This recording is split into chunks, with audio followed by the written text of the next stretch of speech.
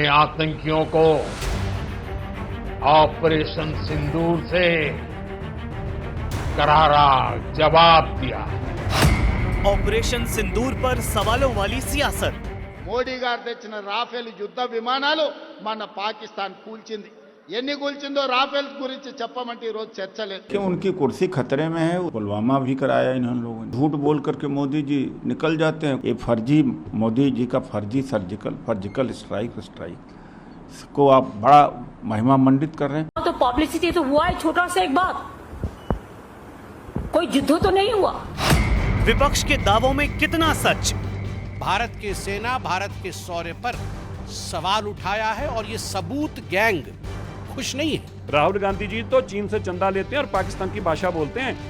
Operation सिंदूर को लेकर सवालों वाली सियासत थम नहीं रही। प्रधानमंत्री मोदी खुद देश को बता चुके हैं कि कैसे भारत ने पाकिस्तान को घर में घुसकर मारा।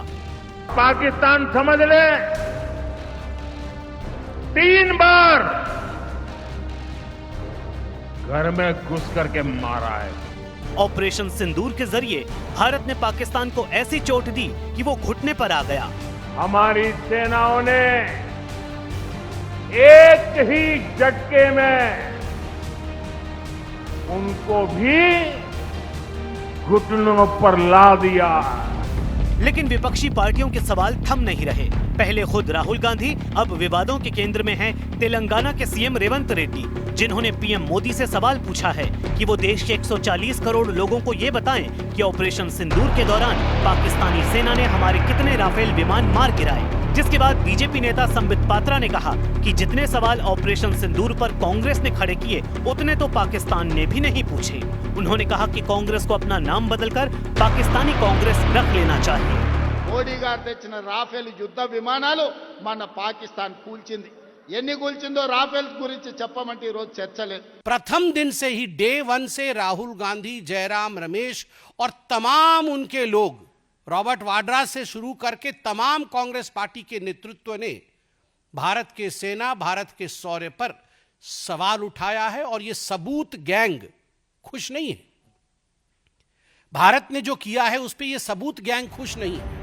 रेवंत रेड्डी ने राहुल गांधी की तुलना इंदिरा गांधी से करते हुए ये भी कहा कि अगर राहुल गांधी देश के प्रधानमंत्री होते तो भारत अब तक पाक अधिकृत कश्मीर यानी पीओके को वापस ले चुका होता, जिस पर बीजेपी नेता मनजिंदर सिरसा ने कांग्रेस को करारा जवाब दिया। ఈ రోజు రాహుల్ గాంధీ గారి నాయకత్వం ఈ దేశానికి అవసరం ఉన్నది। రాహుల్ గాంధీ లాంటి నాయకుడు ఈ దేశానికి ప్రధానమంత్రి ఉంటే ఇందిరాగాంధీని ఆదర్శంగా తీసుకొని राहुल गांधी जी तो चीन से चंदा लेते हैं और पाकिस्तान की भाषा बोलते हैं। वो बोलते हैं जो पाकिस्तान के अंदर टीवियों पे चले। आप देखिए पाकिस्तान हार के जश्न मना रहा है। यहां पे एक पार्टी थी 2024 में देश में जो हार के जश्न मना रही थी, तो सोच तो दोनों की एक ही जैसी है, हार के जश्न मनाने की। हैरानी की बात यह है कि जिस ऑपरेशन सिंदूर में पूरी दुनिया ने भारत के शौर्य का दम देखा और अमेरिकी युद्ध विशेषज्ञों तक ने भारत के युद्ध कौशल का लोहा माना, उस पर भारत की विपक्षी पार्टियां ही सवाल खड़े कर रही हैं। एक बार फिर पश्चिम बंगाल की सीएम ममता बनर्जी ने ऑपरेशन सिंदूर की जरूरत पर सवाल खड़े किए, साथ ही प्रधानमंत्री पर भी निजी हमला बोल दिया। ऑपरेशन सिंदूर में हमारा विरोधी दल चला गया विदेश में और आप इधर में घूमते हैं और खाली पब्लिसिटी करते हैं। अरे पब्लिसिटी होना चाहिए तो आर्मी को, अगर कुछ हुआ तो पब्लिसिटी तो हुआ है, छोटा सा एक बात, कोई युद्ध तो नहीं हुआ। हम युद्ध नहीं चाहते।